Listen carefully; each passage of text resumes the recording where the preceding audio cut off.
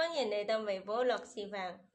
今集教大家整呢個香料烤鮭魚啦。首先呢，大家準備鮭魚片呢，啱啱有大蒜啦、檸檬汁啦、新鮮香草啦、鹽呢、黑胡椒粉、香料混合。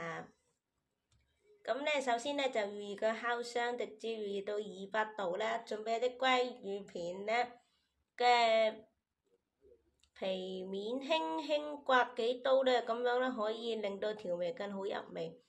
並喺烤嘅過程使油脂流出。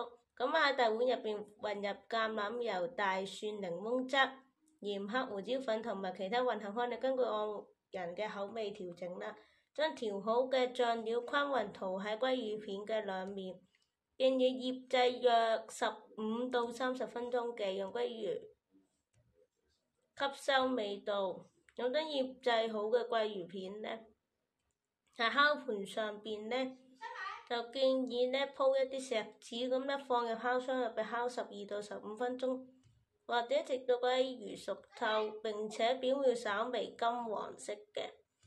咁呢可以喺烤鮭魚上邊呢，就搽一啲新鮮嘅檸檬汁，並且用一啲香草裝飾，將烤好嘅鮭魚片取出啦，搭配沙拉或者蔬菜一同享用。